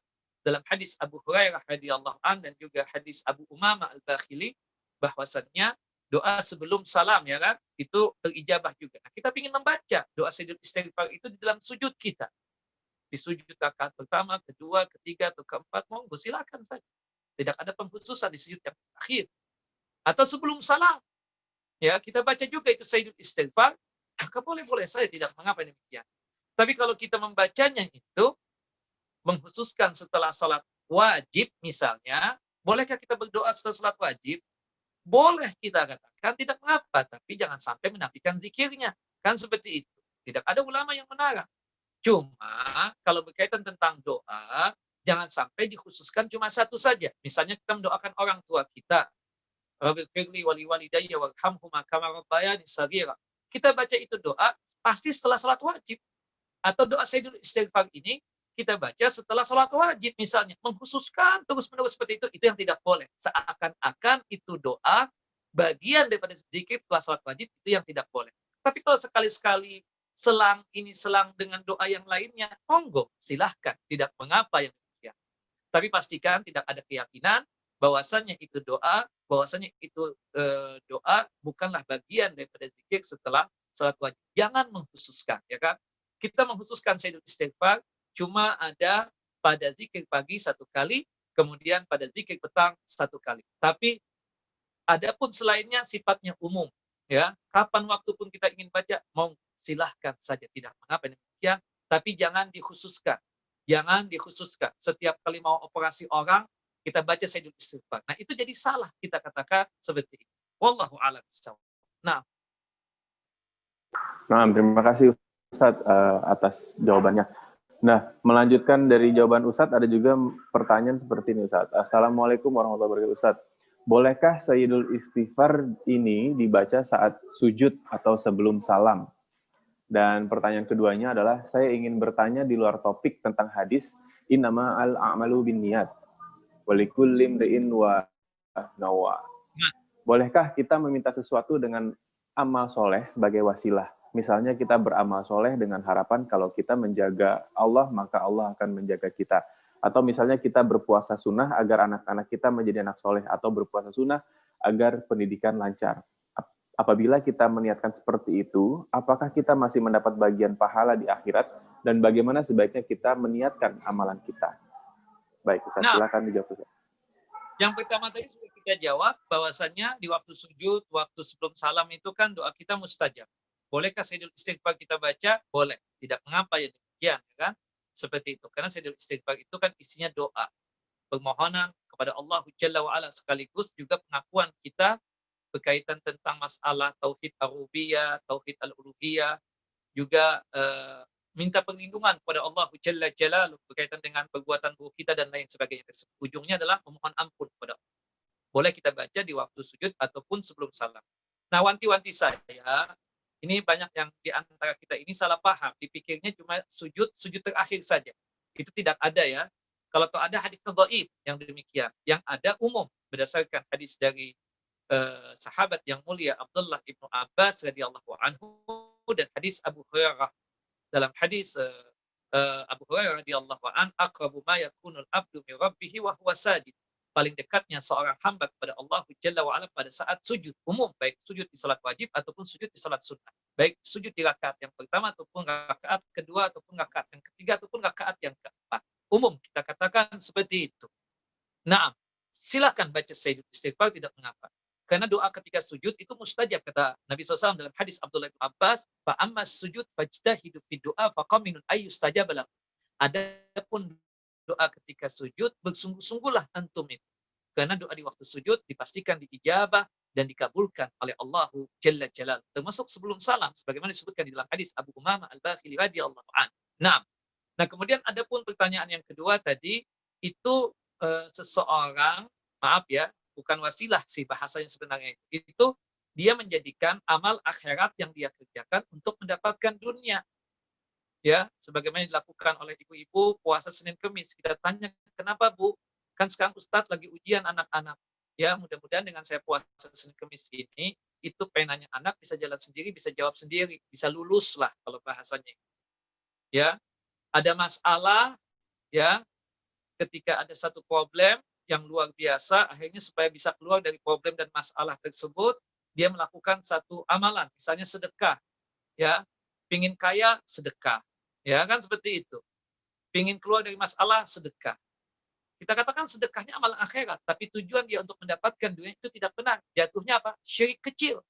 Sebagaimana yang Allah nyatakan di dalam Al-Quran, dalam surah Hud, ayat 15 dan 16. Ya, Allah akan sampaikan niatan dia tersebut. Pingin haji dapat anak, ya kan? Insya Allah Allah sampaikan. Seperti itu. Sesuai dengan apa yang Allah Jalla wa'ala kehendaki, atau bagi orang yang Allah kehendaki. Tapi di akhirat kelak, berhubung dia mengakukan amalan akhirat untuk mendapatkan dunia, maka di akhirat tidak ada nilai apa-apa. Dia termasuk orang yang merugikan, seperti itu. Seluruh amalannya rontok, kan seperti itu. Kalau dia niatan mengamalkan amalan akhirat, tapi tujuan untuk mendapatkan dunia. Yang boleh Bapak Ibu, amalan yang kita kerjakan itu, kita ya berdoa kepada Allah Jalla Jalaluh dengan tawassul dengan amal soleh. Ya kan, tawassul ada 3 yang dibolehkan. Yang pertama, tawassul dengan asma dan sifat Allah. Yang kedua, tawassul dengan doanya orang yang soleh yang masih hidup. Yang ketiga adalah tawassul dengan amal soleh kita. Misalnya Bapak habis sedekah atau kajian seperti ini. Selesai kajian, ya Bapak atau Ibu berdoa kepada Allah Jalla Jalaluh sendiri, tidak sama-sama. Karena masing-masing kita punya hajat. Berdoa, ya Allah, jika sekiranya saya tadi ikut kajian ikhlas karena Engkau, dan itu dianggap Engkau sebagai amal solehku, ya Allah, maka kabulkanlah doaku, ya Allah. Ya, doa yang satu ini. Atau misalnya kita berpuasa, ya, kita berdoa kepada Allah, ya Allah, jika aku ikhlas melakukan puasa Senin Kemis ini, kabulkan doaku, ya Allah. Mudahkan anakku, ya Allah, dalam menghadapi ujian atau tes ini, ya Allah. Luluskan dia, ya Allah. Jadikan dia tersebut ranking 1. It's okay, tidak ada masalah seperti itu. Itu tawassul dengan amal saleh. Tapi kalau kita sholat duha, kenapa? Ingin kaya. Kemudian kenapa sedekah? Ingin keluar dari masalah. Kenapa ya melakukan ibadah sholat ini, sholat itu? Ya, tidak lain ingin mendapatkan dunia. Itu tidak boleh, ya kan? Itu namanya apa? Syirik kecil, sebagaimana yang Allah Jalla wa Ala firmankan dalam surah Hud ayat 15 sampai ayat 16. Cuma yang boleh itu, jadikanlah amalan yang kita kerjakan tadi, atau amalan yang telah kita kerjakan tadi berkaitan dengan amal soleh, sebagai tawassul dengan amal soleh untuk menggapai tujuan kita. Ya Allah, dengan amalan ini ya Allah, yaitu dengan aku melakukan kajian ini, jika sekiranya aku ikhlas mengikuti kajian ini ya Allah, kabulkan doaku ini ya Allah. Ya, siapapun yang ikut kajian ini, Engkau anugerahkan ya kekayaan seluruhnya. Yang belum punya rumah, kasihlah rumah ya Allah. Ya Allah, yang belum punya anak, kasihlah anak buat dia ya Allah. Ya, seperti itu. Yang belum ya jadi dirut rumah sakit, jadikanlah dia jadi dirut rumah sakit ya Allah. Seperti itu doa kita. Wallahu a'lam. Jadi tawassul yang dibolehkan adalah tawassul dengan amal soleh. Tapi kalau tadi langsung sholat duha, ingin dengan sholat duha tersebut ingin menggapai kekayaan atau dunia yang lainnya, itu yang tidak boleh. Jatuhnya apa? Syirik kecil. Wallahu a'lam bishawab. Nah, Amin amin ya Rabb. Semoga seluruh peserta di sini mendapatkan wasilah dan terijabah doa-doanya. Terima kasih Ustaz. Berarti tadi setelah Ustaz sampaikan bahwa kita tidak ada ya dikhususkan doa di sujud keberapa, bahwa kita khusus untuk berdoa di situ, tapi di setiap sujud kita diperbolehkan menambahkan doa. Dan juga tadi mungkin karena kita terbiasa ini ya Ustaz, di dunia ini kan kita selalu hitung-hitung ya, melakukan A untuk mendapatkan B. Jadi kita selalu seperti itu ya Ustaz ya. Saya ingin puasa supaya mendapatkan yang lain. Berarti itu tidak boleh ya, karena kita nanti akan terjebak di syirik kecil. Nah ini semoga kita terhindar dari hal ini semua.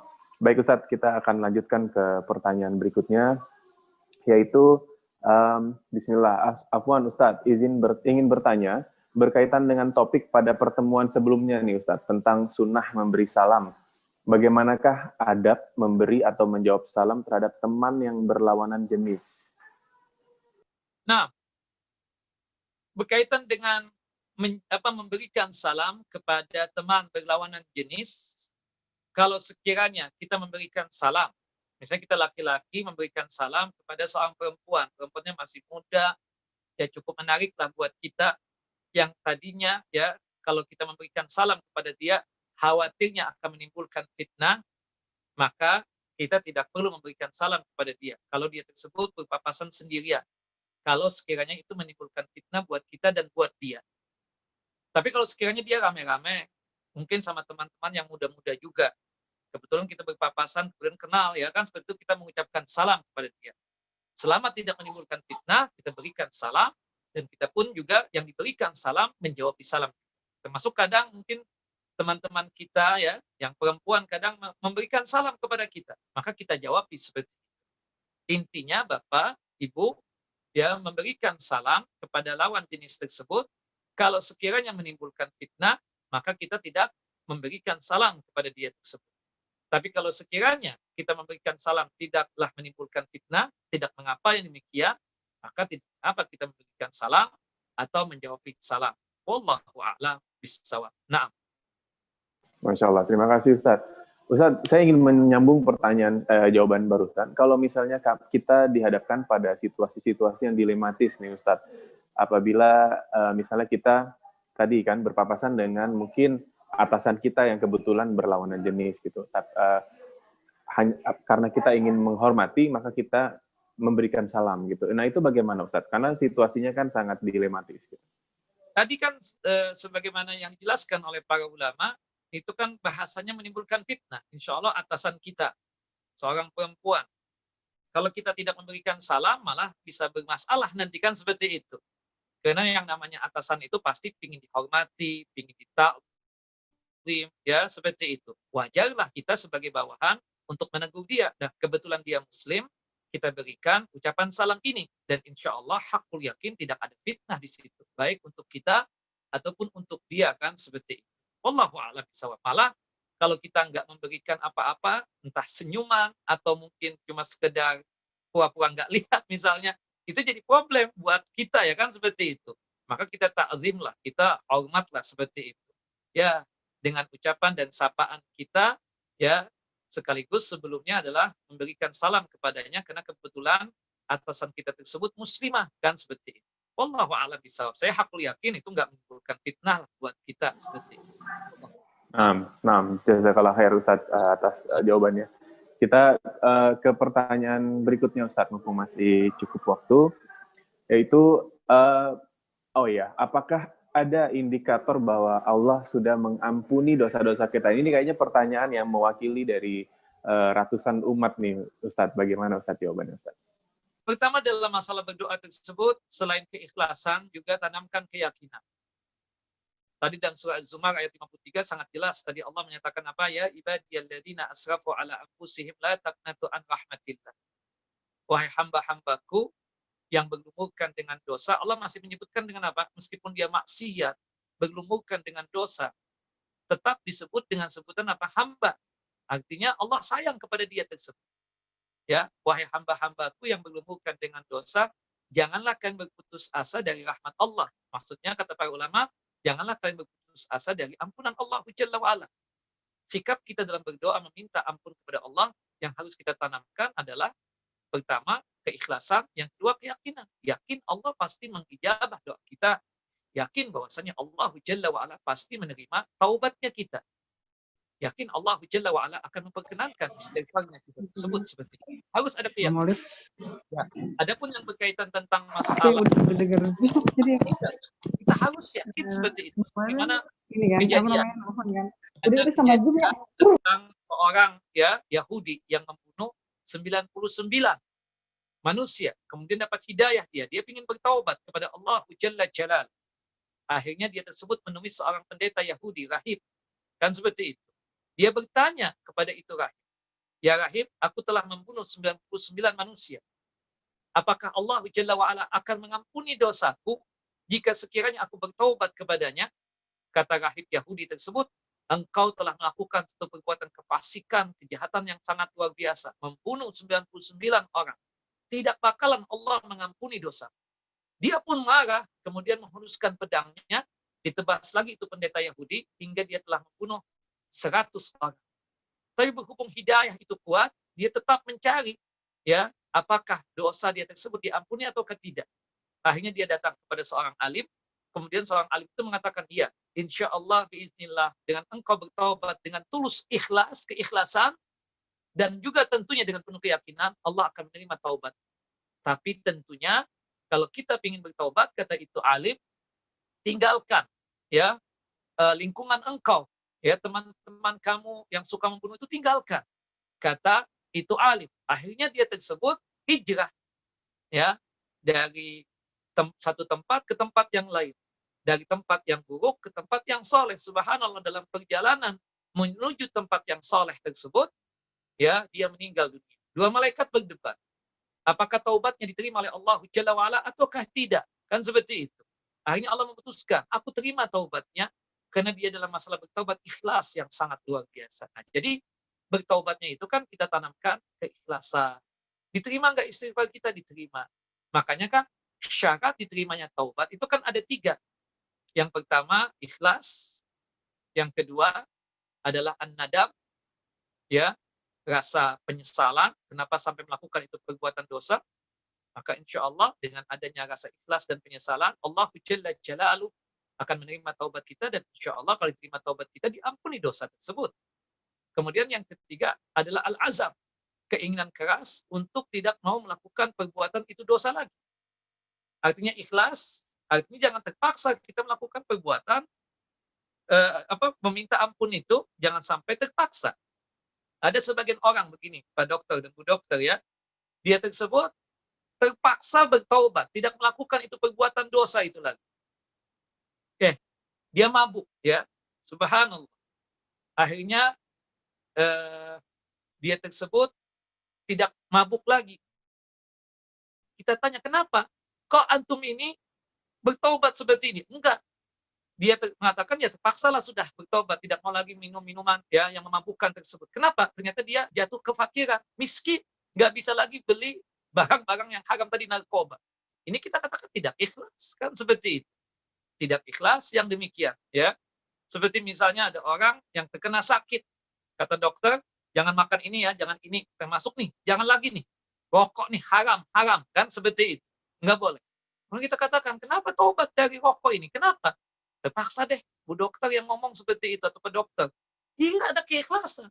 Karena terpaksa takut terkena sakit TBC, atau mungkin paru-parunya hancur dan lain sebagainya. Akhirnya dia tinggalkan.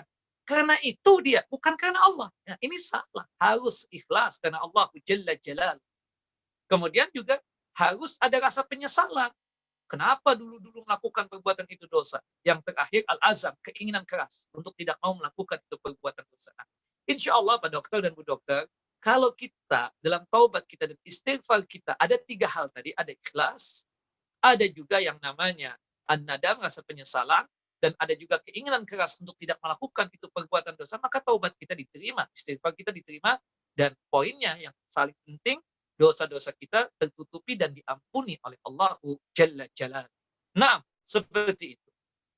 Nah, Amin. itu keyakinan, tanamkan keikhlasan dan yakin. Kita harus ikhlas dan yakin. Kalau kita nggak yakin, subhanallah, itu sebagaimana kejadian yang membunuh 99 tadi kan seperti itu. Tapi ketika dia dikasihkan ketenangan oleh seorang yang alim, enggak. Pastinya insya Allah, biiznillah, Allah akan menerima taubat. Allah akan mengampuni. Allah Jalla wa'ala akan menghapuskan dosa. Tapi syaratnya dipenuhi. Ikhlas, ada rasa penyesalan, dan juga keinginan keras untuk tidak melakukan itu perbuatan tadi. Wallahu a'lam. Insya Allah ini sangat jelas ya, sangat terang benderang kalau kita pingin dosa kita dihapuskan, lakukan 3 hal tadi. Wallahu a'lam. Amin, amin, ya Rabbal Alamin. Ustadz, ini kan sudah jam 9, tapi ada satu pertanyaan lagi, apakah masih Boleh, diperbolehkan? Boleh. Boleh. Ya, kebetulan ini pertanyaan dari Akhi Januar, dia akan menyampaikan secara langsung. Boleh, Januar, silahkan sampaikan pertanyaannya.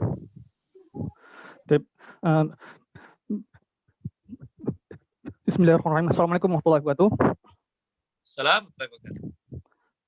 Nah, Ustaz, Anda ingin bertanya tentang Ustaz, tentang bagaimana cara kita memaknai kata mampu, Ustaz. Seperti tadi dalam doa kan dikatakan, aku akan setia pada perjanjianku denganmu semampuku.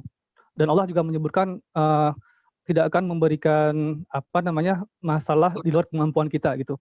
Ya kan terkadang kita yang kadang ada agak bingung, terkadang ada orang contoh sedekah misalnya 10.000 gitu ya. Sebenarnya itu kalau dihitung-hitung sebenarnya mungkin 20.000 mampu gitu. Nah, jadi bagaimana cara kita memaknai kata mampu ini, Ustaz? Syukran. Ya.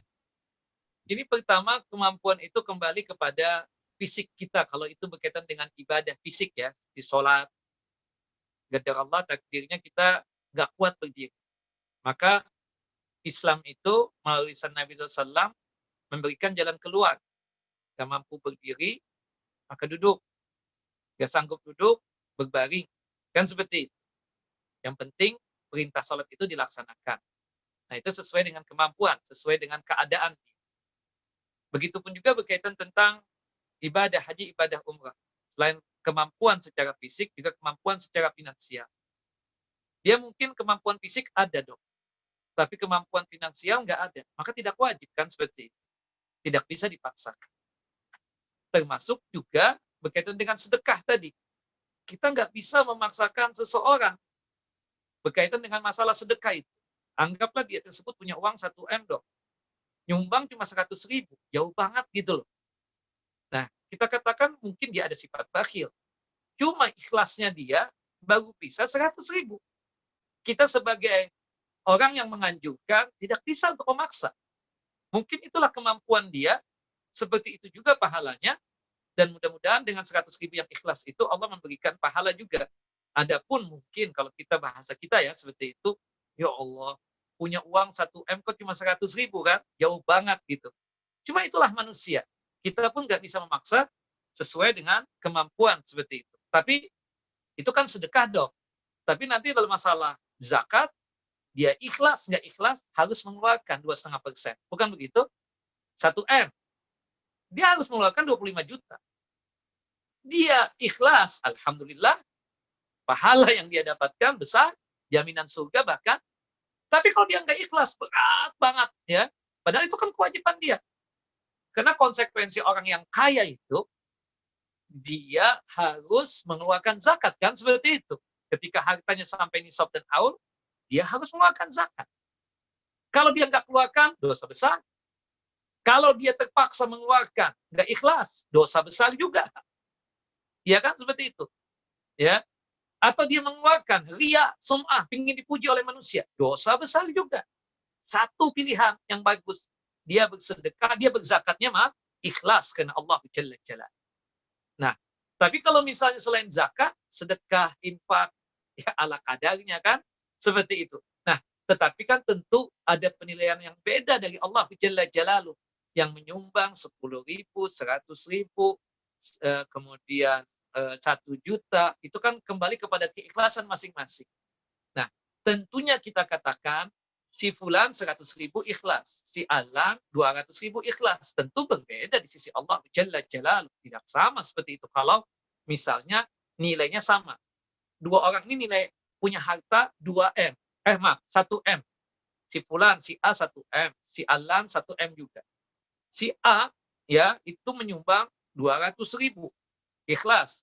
Si alan yang B itu menyumbang 100.000 ikhlas. Sama-sama 1M ini punya harta. Tentu yang 200.000 yang lebih baik, kita katakan seperti itu.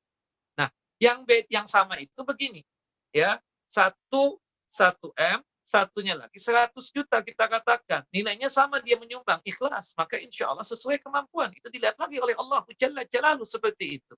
Tentu berbeda yang demikian, kita katakan seperti itu. Nah, maka oleh sebab itu, dalam masalah sedekah itu, meskipun kadang ada di masyarakat kita seperti itu, cuma kita sebagai ustadz atau sebagai teman, sebagai sahib tidak bisa untuk memaksakan. Kita mungkin bisa untuk membuat dia lelucon lah. Katanya, lu masa nyumbang cuma 100.000, duit lu kayak tisu kok, comot ada lagi. Masa lu tega banget cuma 100.000? Nah, omongan kita itu membuat dia kan jadi malu. Nyumbang lagi. Nah, nyumbang lagi itu, kalau dia nggak ikhlas, nggak ada nilai pahalanya. Tapi kalau dia ikhlas, maka insya Allah biiznillah ada nilai pahalanya kan, akibat daripada candaan kita kepada dia seperti itu. Nah, orang seperti itu, dok, kita candain saja. Masa nyumbang sekian sih, lu nggak malu apa? Nah, kalau temannya dekat. Tapi kalau ustadz kan nggak bisa memaksa seperti itu kan.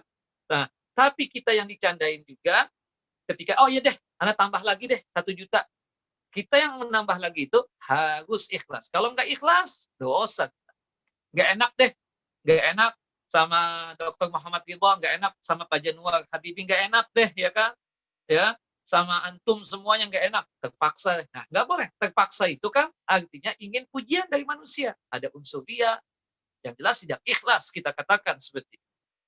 Pastikan dalam sedekah dan infak harus ikhlas seperti itu. Wallahu a'lamu bishawab. Berapapun nilai, kita dianjurkan untuk bersedekah. Sebagai penutup ini, janganlah kita itu meremehkan ya sedekah yang sedikit. Jangan meremehkan sedekah yang sedikit. Kenapa? Mungkin pandangan kita sedikit, tapi di sisi Allah Jalla wa'ala banyak. Cuma sesuai kemampuan. Intinya itu apa tadi? Kita bersedekah sesuai kemampuan. Dipaksakan, nggak boleh. Ya, kita yang banyak harta, sedekah sedikit juga nggak layak lah. Kita katakan seperti itu. Artinya sesuatu yang sifatnya tersebut kita katakan kurang syukur lah, seperti itu. Seharusnya kan ada lebihnya kan, seperti itu. Tapi kembali lagi, poin yang pertama keikhlasan, poin yang kedua jangan dipaksakan. Dalam hadis Ibunda Aisyah radhiyallahu anha, subhanallah, ada seorang ibu-ibu datang ke tempat atau rumah Ibunda Aisyah membawa 2 putrinya, 2 anak perempuan, minta sedekah. Kebetulan di rumah Ibunda Aisyah cuma 1 butir kurma doang yang tersisa. Diambil 1 butir kurma, dikasihkan kepada itu ibu. Subhanallah. Ibu itu membelah itu kurma jadi 2. 1 buat putrinya yang pertama, yang 1 butir lagi yang tersisa, yang 1 belahan yang kedua dikasihkan untuk putri yang kedua. Ibunya nggak makan. Subhanallah. Ya, diceritakan kepada Nabi SAW tentang baiknya itu ibu. Subhanallah, punya anak perempuan ya seperti itu akan menjadi tirai, menjadi tameng dia dari siksa api neraka dan jaminan surga. Cuma poin yang paling penting di sini, subhanallah, kita lihat yang diperbuat oleh Ibunda Aisyah, tetap bersedekah meskipun sedikit. Mungkin kan kadang di antara kita di kajian, ada yang bawa pisang goreng, ada yang bawa buah-buahan, ada yang bawa nasi mandi, ada yang bawa nasi kebuli, ada yang cuma bawa lontong doang. Halas, sesuai kemampuannya dia. Kita nggak bisa paksa bahwa ini ya. Mungkin bisa aja kita untuk mengatur supaya jangan sampai sama, ya seperti itu. Ya, ibu ini bawa ini ya, bu dokter ini bawa ini, itu bisa kita katakan sesuai kemampuan dia bisa nggak. Kalau nggak bisa, jangan dipaksakan. Bisanya apa kan seperti itu. Wallahu a'lam, Dok. Yang jelas kita katakan di sini, pertama bersedekahnya kita karena keikhlasan. Yang kedua, jangan sampai kita bersedekah keterpaksaan. Ya, keterpaksaan itu ujung-ujungnya sama dengannya apa? Tidak ikhlas. Wallahu a'lam. Nah, itu kira Pak Dokter. Yang lain? Baik. Terima kasih Ustadz. Berarti semuanya ini kembali ke kemurnian niat hati kita ya Ustadz ya.